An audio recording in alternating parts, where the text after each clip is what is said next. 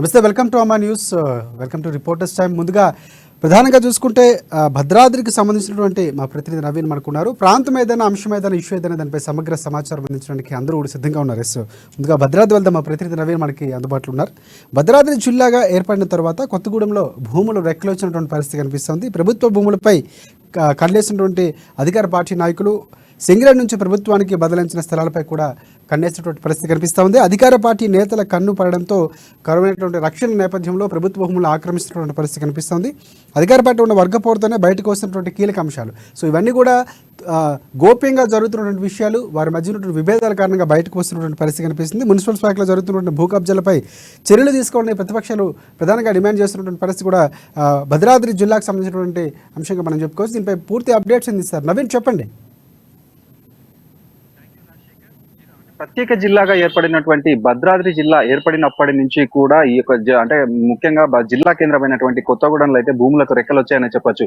ఈ నేపథ్యంలోనే ఇటు అధికార పార్టీ నేతల కళ్ళైతే ఈ యొక్క ప్రభుత్వ భూములు కావచ్చు, అదేవిధంగా సింగరేణి ప్రభుత్వానికి హ్యాండ్ ఓవర్ చేసిన వీటన్నిటిపై కూడా పడినట్లుగా గమనించవచ్చు. అంటే దీనికి సంబంధించి ఇటు మున్సిపల్ కౌన్సిలర్లు, అదేవిధంగా మున్సిపల్ కౌన్సిలర్ల పాటు బీఆర్ఎస్ నాయకులు అందరూ కూడా ఈ యొక్క ప్రభుత్వ భూములు ఆక్యుపై అంటే కబ్జా చేసేందుకైతే యత్నిస్తున్నట్లుగా కూడా మనం అనేక వార్తలు కూడా చూస్తున్న పరిస్థితి కూడా ఉంది. ఈ నేపథ్యంలోనే మనం చూసుకుంటే ఏదైతే సింగరేణికి సంబంధించినటువంటి అంటే సింగరేణి సంస్థ 100 సంవత్సరాలకు లీజుగా అయితే ప్రభుత్వ స్థలాలన్నింటినీ కూడా లీజుకు తీసుకున్నట్లుగా కూడా మనం గమనించవచ్చు. అయితే ఈ లీజుకు తీసుకున్నటువంటి స్థలాలలో ఈ బొగ్గు వెలికితీత సాగినాక ఏదైతే ఈ యొక్క బొగ్గు వెలికితీతకి అనువులు లేనటువంటి స్థలాలన్నింటినీ కూడా ప్రభుత్వానికి అయితే హ్యాండ్ ఓవర్ చేసినట్టు అయితే దీనికి సంబంధించి ఏదైతే సింగరేణి సంస్థ ప్రభుత్వానికి ఇచ్చినటువంటి హ్యాండ్లు అధికార పార్టీ అయితే వాటి స్థలాలన్నిటి కబ్జాకైతే వీరు ప్రయత్నిస్తున్నట్లుగా కూడా మనం గమనించవచ్చు. అయితే దీనికి సంబంధించి అంటే అక్కడ సింగరేణి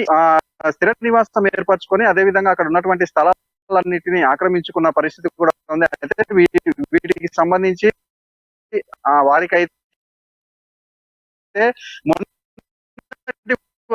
ఏదైతే జీవో నెంబర్ 76 రాకముందు వాటిపై అంటే ఇంటి స్థలాల మీద వచ్చి ఎటువంటి హక్కు లేకుండా ఉండేది.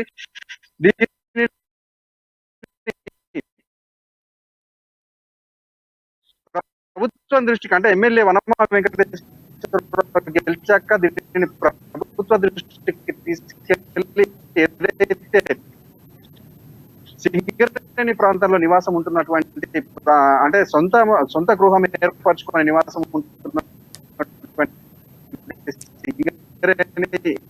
ఉద్యోగులు కావచ్చు, లేకపోతే సాధారణ ప్రజలు కావచ్చు, వారి ఇంటి భద్రతకై సీఎం కేసీఆర్ దగ్గర నుంచి అనుమతి తీసుకొని జీవో నెంబర్ 76 ద్వారా వాటికి పట్టాలు right, thanks for updates Naveen. ప్రధానంగా భద్రాద్రికి సంబంధించి జిల్లాలు ఏర్పడిన తర్వాత ప్రధానంగా భూముకు రెక్కలు వచ్చినటువంటి పరిస్థితి కనిపిస్తుంది. ఈ నేపథ్యంలోనే అధికారంలో ఉన్నటువంటి కొంతమంది మున్సిపల్ అధికారులు తమ చేటు వాతాన్ని చూపించి కూడా చేస్తున్నటువంటి పరిస్థితి కనిపిస్తుంది. నెక్స్ట్ మనం మెదక్ వెళ్దాం. మెదక్లో మా ప్రతినిధి వరంగల్ వెళ్దాం. వరంగల్ మా ప్రతినిధి స్వామి మనకి అందుబాటులో ఉన్నారు. స్వామి, ప్రధానంగా ములుగు జిల్లా వెంకటాపురం కేంద్రంలో సిఆర్పిఎఫ్ బెటాలియన్ F39 ఆధ్వర్యంలో ఇక ప్రధాన వీధుల్లో స్వచ్ఛ భారత్పై అవగాహన ర్యాలీ నిర్వహించారు. ఇక మహాత్మా గాంధీ జయంతి వేడుకలు పురస్కరించుకొని ప్రతి ఒక్కరు కూడా పరిసరాలు పరిశుభ్రంగా ఉంచుకోవాలి, వ్యక్తిగత పరిశుభ్రతను పాటించాలని కూడా వారు ప్రజలకు సూచనలు చేసినటువంటి పరిస్థితి కనిపిస్తుంది. ఈ కార్యక్రమానికి సంబంధించి పూర్తి అప్డేట్స్ అందిస్తారు. స్వామి, చెప్పండి. Good evening Rajasekhar. మొత్తానికైతే దట్టమైన ఏజెన్సీ ప్రాంతం ములుగు జిల్లాలోని కూడా సిఆర్పిఎఫ్ బెటాలియన్ కూడా ఒక వెంకటాపురం మండలంలోని కూడా బెటాలియన్ ప్రజలకైతే ఒక అవగాహన కల్పించారు. గాంధీ జయంతి సందర్భంగా కూడా ఇంటూ పరిశుభ్రంగా ఉంచుకోవాలి, ఏజెన్సీలో కూడా సీజనల్ వ్యాధుల బారి నుంచి కాపాడుకునేందుకు కూడా ఆ పరిస్థితులు అయితే పరిసర ప్రాంతాలు అయితే మాత్రము చాలా జాగ్రత్తగా చూసుకోవాలి, శుభ్రంగా ఉంచుకోవాలని చెప్పి కూడా వాళ్ళంతా బెటాలియన్ అంతా ఇవాళ వెంకటాపురం మండలం పరిధిలోని కూడా మొత్తము బృందాలుగా విడిపోయి కూడా అవగాహన సదస్సు అయితే అవగాహన కల్పించారని చెప్పుకోవచ్చు. మొత్తానికైతే 4th బెటాలియన్ అక్కడ సిఆర్పిఎఫ్ జవాన్లు అయితే మాత్రం ఇంటింటికి అవగాహన కల్పించిన నేపథ్యం అయితే వెంకటాపురం మండలంలోని నెలకొందని చెప్పుకోవచ్చు రాజశేఖర్. అంటే ఎలాంటి సూచనలు చేశారంటే వ్యక్తిగత శుభ్రత, పరిసరాల పరిశుభ్రత నేపథ్యంలో ఎలాంటి జాగ్రత్తలు తీసుకోవాలి అనే విషయాలు ఏమైనా వారికి ప్రజలకు చెప్పినటువంటి పరిస్థితి ఏమైనా ఉందా? రైట్ రాజశేఖర్ వాళ్ళకైతే పరిశుభ్రత ఏజెన్సీ ప్రాంతాల్లో కూడా జీవనం కొనసాగిస్తున్న వారికైతే కొద్దిగా హాస్పిటల్స్ లో అయితే కొంచెం వ్యాధుల బారి నుంచి పడ్డ సందర్భం అయితే ఒక కనపడుతుందని చెప్పుకోవచ్చు. అలాంటి వ్యాధులు కూడా రాకుండా ఉండడం కోసం అయితే మాత్రం పరిశుభ్రంగా ఉండాలి. తాగే నీరు కూడా చాలా జాగ్రత్తగా అంటే కాచి వడబోసుకొని తాగాలని చెప్పి కూడా చెప్పిన పరిస్థితి కనపడతా ఉంది. మొత్తానికైతే డెంగ్యూ ఫీవర్ సీజనల్ వ్యాధులు అయితే సంభవించిన వేళ కాబట్టి మీరంతా అంటే చెత్త చెదారం కూడా ఇంటి ముంగట కూడా అంత పరిశుభ్రంగా ఉంచుకోవాలని చెప్పిన పరిస్థితి కనపడతా ఉంది. చేతులను బాగా కడుక్కోవాలి, నీట్ గా అంటే ఉతికిన దుస్తులనే కట్టాలని చెప్పి కూడా వాళ్ళకు అంటే ఏజెన్సీ ప్రాంతంలో జీవిస్తున్న ప్రజలకైతే ఒక అవగాహన కల్పించిందని చెప్పుకోవచ్చు. మొత్తానికైతే ఏజెన్సీగా అంటే వాళ్ళకు రోగాల బారి నుంచి పడకుండా కూడా ఆరోగ్యంగా ఉండాలంటే కూడా ఇలాంటి పరిశుభ్రత మొత్తం అయితే పాటించాలని చెప్పి కూడా చెప్పిన పరిస్థితి కనపడుతుంది. ఏజెన్సీలో కూడా ఎలాంటి అప్రాబద్ధ భావన కూడా లోను కాకూడదు. ఇలాంటి అవాంఛనీయ సంఘటనలు కానీ ఇలాంటి చర్యలకు పాల్పడదు.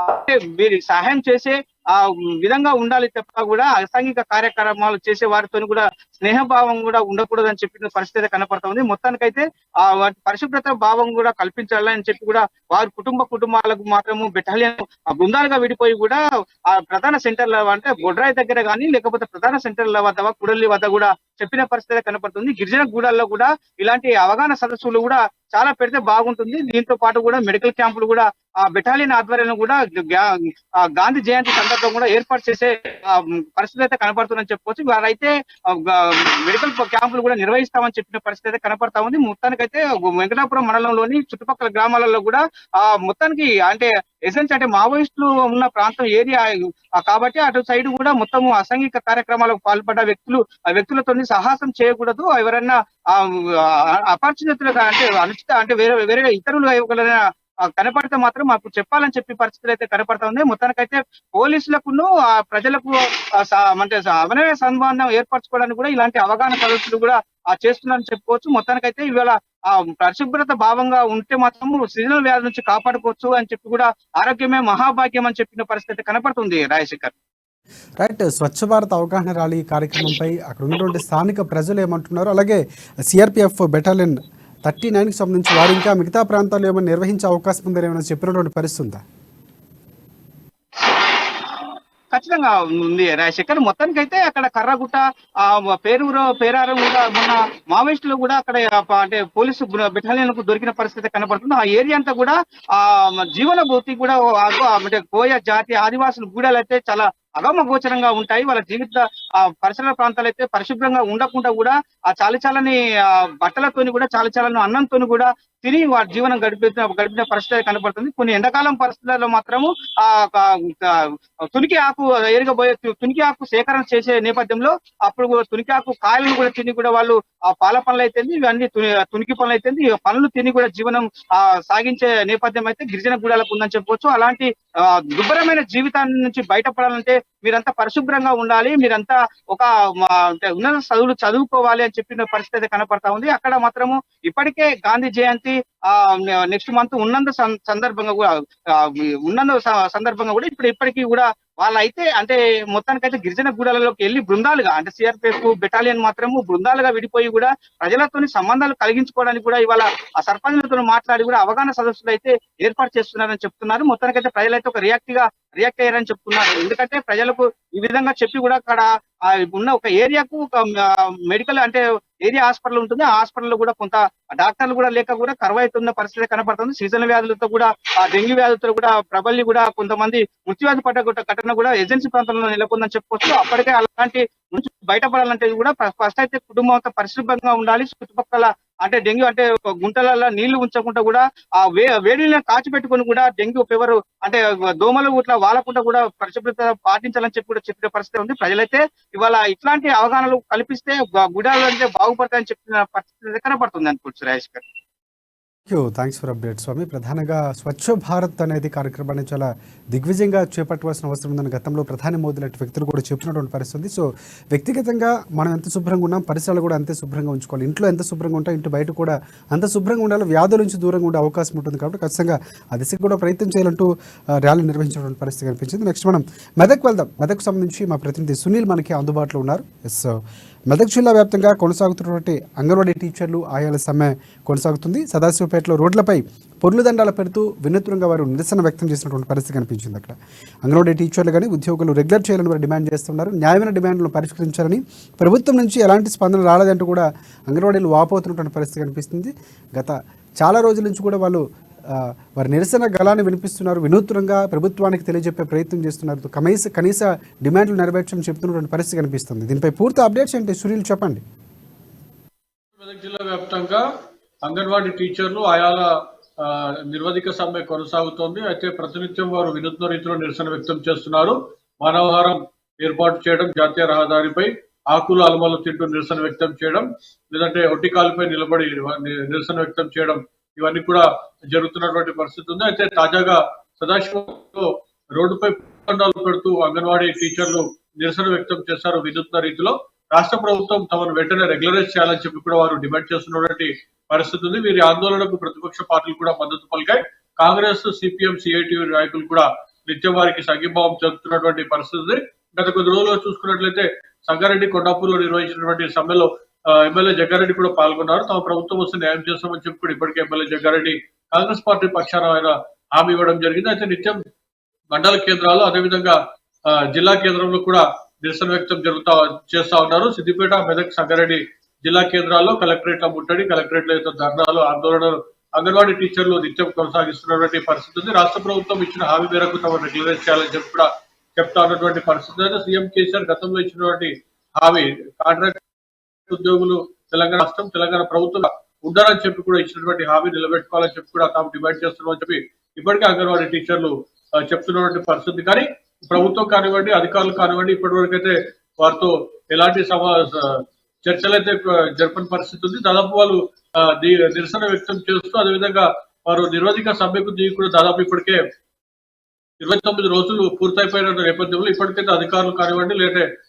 అధికార పార్టీ నేతలు కానివ్వండి, ఎవరు కూడా వాళ్ళతో ఇప్పటివరకు సమావేశం అవ్వలేదు, చర్చలు జరపలేదు. వారితో ఇలా వాళ్ళ నుంచి ఉన్నటువంటి అప్పీల్ను కూడా స్వీకరించని పరిస్థితి ఉందని చెప్పి కూడా వారు ఆరోపిస్తున్నటువంటి పరిస్థితి. కానీ తమ నిరసన అయితే మేము కొనసాగిస్తాం, రాష్ట్ర ప్రభుత్వం స్పందించి తమ రెగ్యులరైజ్ చేసే వరకు అయితే తమ పోరాటం ఆగదని చెప్పి కూడా వారు చెప్తున్నటువంటి పరిస్థితి ఉంది.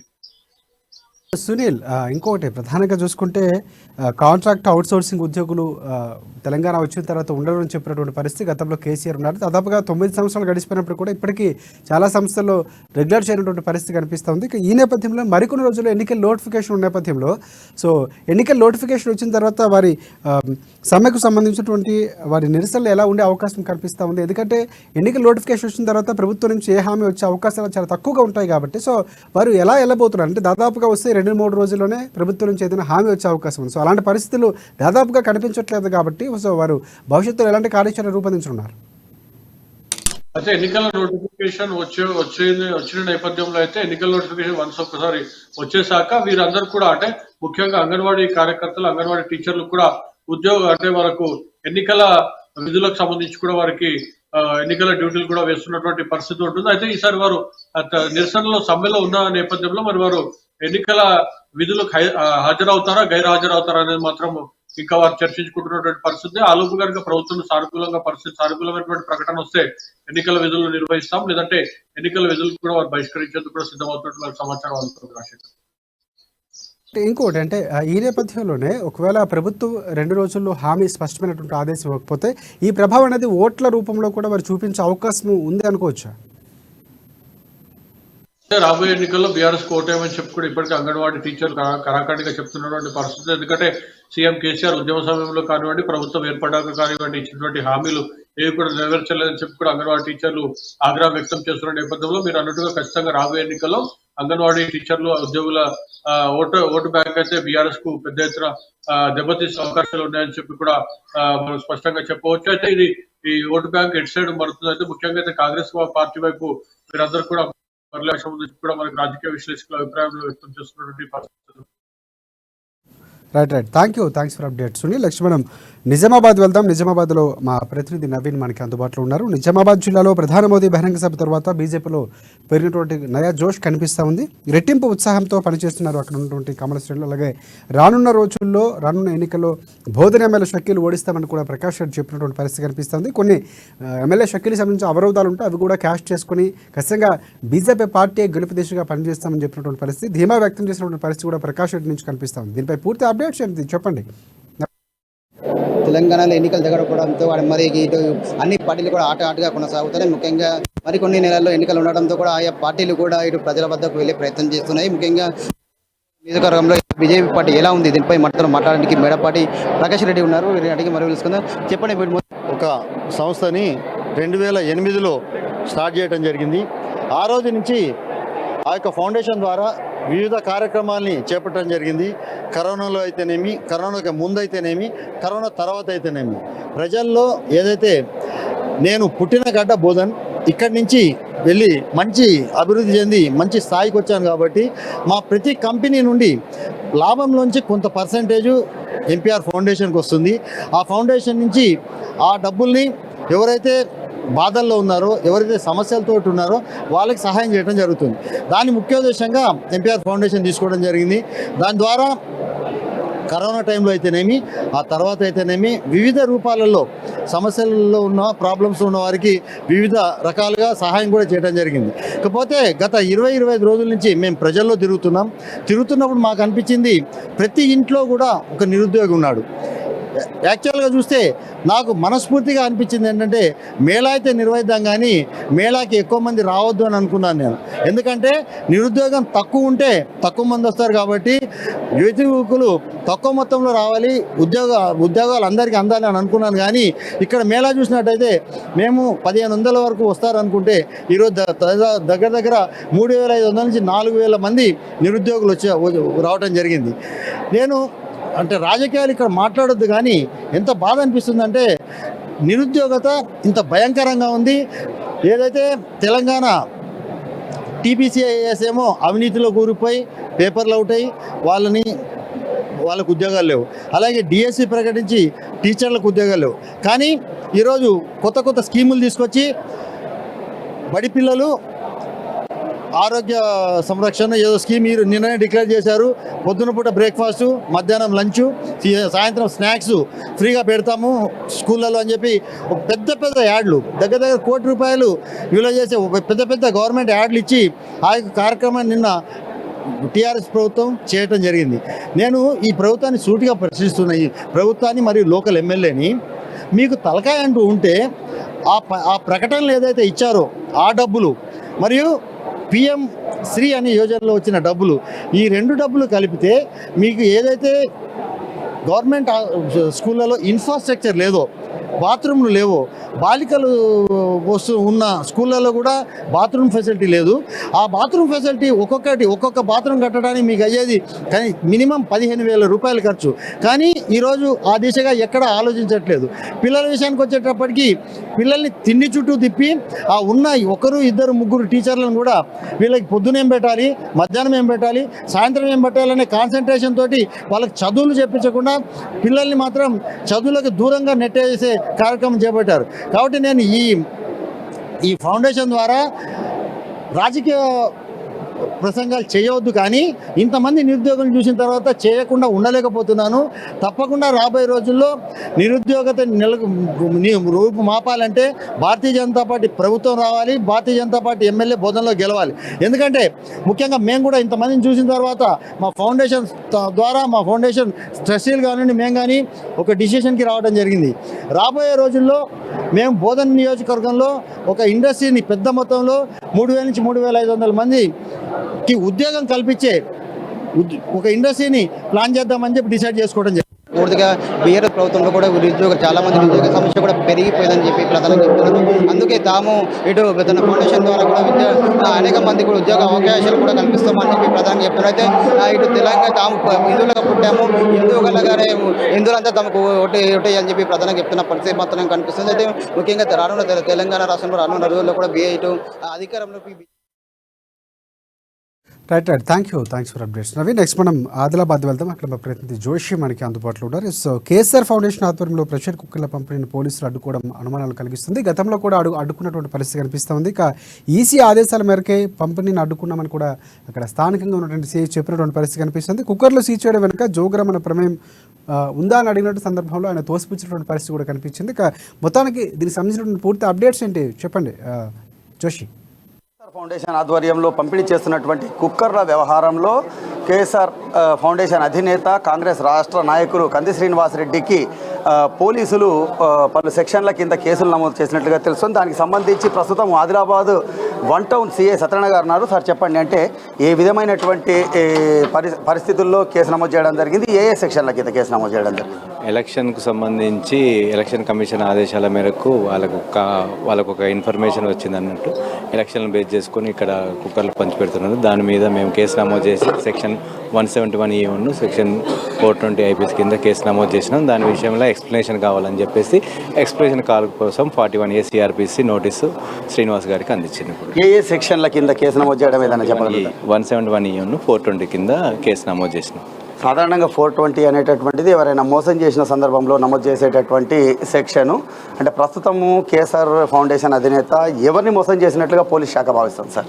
ఆ కంప్లైంట్ ఇచ్చిండు. ఆ కంప్లైంట్ ఆయన ఏం చెప్తుందంటే మమ్మల్ని మీకు మళ్ళీ ఇస్తాను, ఇప్పుడు కుక్కర్లు ఇచ్చినాను, మిగతా ఇవి కూడా ఇస్తాను అని చెప్పేసి అతడు చెప్పిండు. కనుక అతన్ని మోసం చేస్తున్నాను. అతడు ఇచ్చిన కంప్లైంట్ మీద కేసు నమోదు చేస్తున్నాను. సార్, ఆదిలాబాద్ నియోజకవర్గ జనాలందరూ భావిస్తున్నారు పోలీస్ శాఖ వెనుక స్థానిక ఎమ్మెల్యే జోగురామన్న ఒత్తిడి ఉంది అనేటటువంటి. దీంట్లో నిజానిజాలేంటి సార్? అటువంటిది ఏం లేదు. అది వేరే వాళ్ళ ఒత్తిడి మీద ఏం లేదు. వచ్చిన కంప్లైంట్ మీదనే కేసు నమోదు చేసి దాని మీదనే వీటిని సీజ్ చేయడం జరిగింది. ఎవరి ఒత్తిడి మీద ఏమీ లేదు. ప్రస్తుతం మోడల్ కోడ్ ఆఫ్ కండక్ట్ కూడా జారీ కానటువంటి పరిస్థితుల్లో పంపిణీని అడ్డుకోవడంలో ఆంతర్యం ఏదైనా వివరించగలుగుతారా? లేదు, ఎలక్షన్ కమిషన్ వాళ్ళ ఆదేశాలు మనకి ఎలక్షన్ కమిషన్ వాళ్ళే చెప్తున్నారు. వాళ్ళు మొన్న మీటింగ్ జరిగినప్పుడు కూడా క్లియర్గా చెప్పేసిన్లు ఇప్పటి నుండి ఏం చేయొద్దని ఆదేశాల మీదనే చేస్తున్నారు. ఆదేశాలు మౌఖికమా సార్, ఓరలా, రిటర్నా సార్? వాళ్ళు ఓరల్గా చెప్పేసిన్లు. ఓరల్ ఆదేశాలు ఎంతవరకు అంటే అమలయ్యేటటువంటి పరిస్థితులు ఉంటాయి సార్? అంటే వాళ్ళు రిటర్న్లో కూడా కలెక్టర్ గారికి కూడా ఇచ్చారు. ఇప్పుడు కలెక్టర్ గారు కూడా చెప్తున్నారు. ఇప్పుడు కలెక్టర్ గారు కూడా ఇచ్చారు, రిటర్న్లో కూడా ఇచ్చేస్తున్నారు. వాళ్ళు కూడా కలెక్టర్ గారిని ఎక్స్ప్లెనేషన్ అడుగుతున్నారు. ఈ కుక్కర్లు పంచి పెడితే మీరు ఏం యాక్షన్ తీసుకున్నారని అడుగుతున్నారు. దాని మీదే చేసేసినారు. ఆర్మూర్ నియోజకవర్గ ఎమ్మెల్యే అధికార పార్టీకి సంబంధించినటువంటి జీవన్ రెడ్డి కూడా కుక్కర్లు పంపిణీ చేస్తున్నటువంటి పరిస్థితి. అక్కడ ఎటువంటి కేసులు లేవు, ఇక్కడ ఎందుకు నమోదు చేయడం జరిగింది సార్? అదే అతను అడుగుతుంది. ఇది మొత్తానికి అంటే ఒకవైపు అధికార పార్టీకి సంబంధించినటువంటి ఎమ్మెల్యే ఆర్మూర్ ఎమ్మెల్యే జీవన్ రెడ్డి స్వయంగా తన నియోజకవర్గంలో కుక్కర్ల పంపిణీ చేస్తున్నా కూడా అక్కడ ఎటువంటి కేసులు నమోదు కానటువంటి పరిస్థితి, ఎటువంటి న్యూసెన్స్ క్రియేట్ కానట్టుగా పోలీస్ శాఖ భావిస్తోంది. అదే సమయంలో ఆదిలాబాద్ నియోజకవర్గంలో మాత్రం కేఎస్ఆర్ అధినేత కంది శ్రీనివాసరెడ్డి పంపిణీ చేస్తున్నటువంటి కుక్కర్ల పైన మాత్రం పోలీసుల ఆంక్షలు, అది కూడా ఎలక్షన్ కమిషన్ పేరుతో మౌఖిక ఆదేశాలు అనేటటువంటి కోణంలోనే ఆదేశాలు వచ్చాయనేటటువంటి విషయాన్ని స్వయంగా 1 టౌన్ సిఐ సత్యనారాయణ పేర్కొన్నటువంటి పరిస్థితి. ప్రజాస్వామ్యంలో చూడాల్సిందే ఎంతవరకు మౌఖిక ఆదేశాలకు విలువ ఎంత ఉంటుంది. రాతపూర్వకమైనటువంటి ఎటువంటి ఆదేశాలు రానప్పటికీ కూడా ఇక్కడ పోలీసు శాఖ ప్రదర్శిస్తున్నటువంటి ఏదైతే ఈ యొక్క చర్యలు ఉన్నాయో దాన్ని ఖచ్చితంగా జనాల ఒక అభిప్రాయం ప్రకారంగా అత్యుత్సాహం అనాల్సినటువంటి పరిస్థితులు అయితే ఉన్నాయి. రాబోయే రోజుల్లో ఇటువంటివే ఉంటే కనుక పోలీస్ శాఖ వెనుక ఎవరున్నారు, ఎవరి ప్రమేయంతో ఇటువంటి చర్యలు జరుగుతున్నాయి అనేటటువంటిది జనాలకు సుస్పష్టంగా తెలిసేటటువంటి పరిస్థితులు అయితే ఉన్నాయి.